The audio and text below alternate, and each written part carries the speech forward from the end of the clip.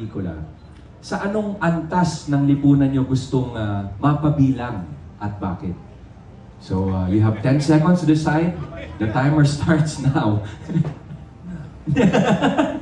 Sino po gusto mauna? Zion, you wanna go ahead? Can you tell us about your character, please?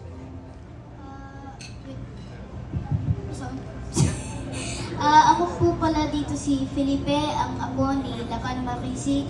Ang karakter ko po dito ay nagsisimbolo ng katatagan at tradisyon ng Pilipinas na hindi nasakop ng kahit sinong dayuhan.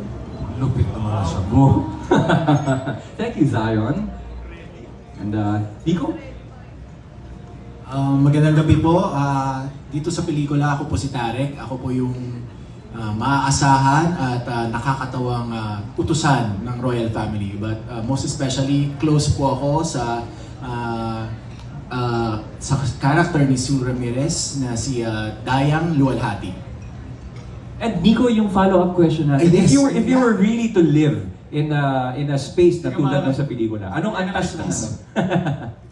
Siguro middle class, yung sa gitna lang, para just right. Just right, ha? Saks lang. What about you, Sid? Okay, ako po si Sid Lucero at dito sa pelikula ang papel ko ay si Magat Bagwis.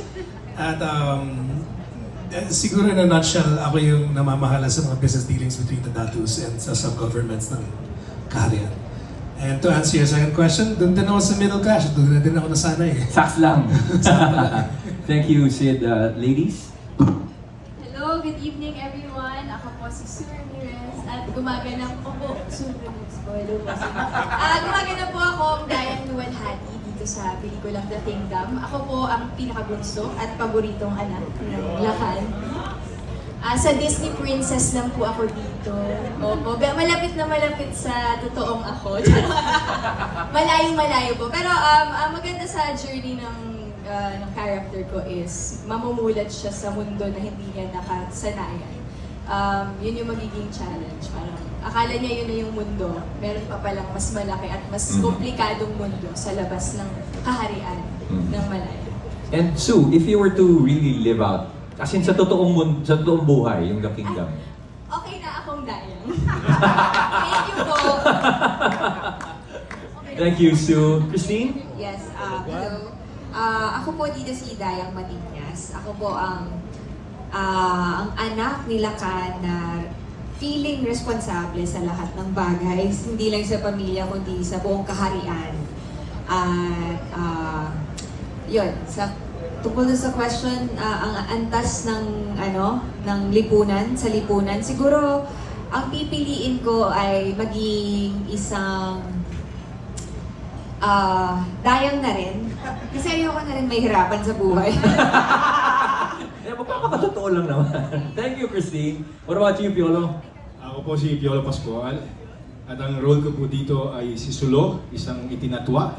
He's an outcast of the society. So, yung bubog niya sobrang lalim kaya hindi siya nakaabot sa kaharian. At yung nang pinanggagalingan ng pait, yung galit, at yung sa buhay niya na parang wala akong tattoo dito, so makikita ninyo na talagang hindi siya member ng society. So to answer that question, if I were to have a voice, I would want equality na lahat ng tao pinapakinggan kahit anong antas ka pa sa lipunan.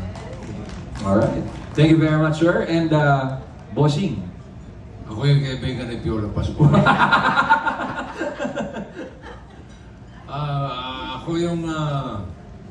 Ako yung king ng kingdom, si Lacan Makisig. Ang Lacan na naiipit sa dalawang mundo. Mundo ng tradisyon at heritage at kultura at mundo ng pamilya. Yung mga tunay na nararamdaman na galing sa kanyang puso. So nandun siya sa gitna. Hindi niya alam kung ano papaboran niya. Taktisyon ba? O yung sarili mong pakiramdam sa buhay. At kung ako papipiliin, siyempre Lacan. Siyempre, bakit pa iba? And Bossing, maraming salamat po. Direct Mike, this is such an